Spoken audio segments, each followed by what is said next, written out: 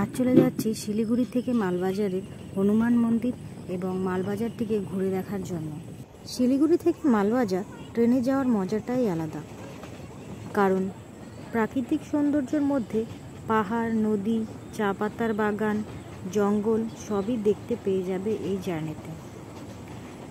এটি হলো তিস্তা নদী, আর ওই যে দেখতে পাচ্ছেন ওটি করোনেশন ব্রিজ।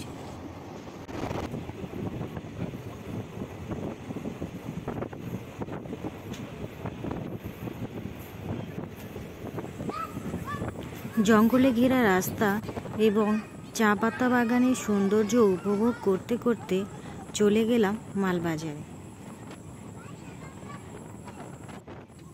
মালবাজার স্টেশনে নেমে বাইরে বেরিয়ে আপনারা টোটো পেয়ে যাবেন এবং মাত্র 10 টাকার বিনিময়ে মালবাজার হনুমান মন্দিরের সামনে চলে আসবেন।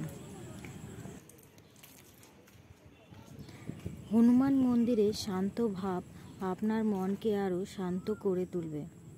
আমি মন্দিরে কিছুটা সময় কাটিয়ে নিয়েছিলাম। মন্দিরের ভিতরে ভিডিও করা নিষেধ, তাই ভিতরটা ভিডিও করতে পারেনি। হনুমান মন্দিরে সময় কাটানোর পরে একটা বন্ধুর বাইকে করে চলে গিয়েছিলাম নেওড়া নদীর ধারে। আবহাওয়াটা খুব ভালো ছিল, চারিদিকে মেঘলা আকাশ আর নদীর প্রবাহমান স্রোতের শব্দে মনটা আরও ভালো হয়ে গেল।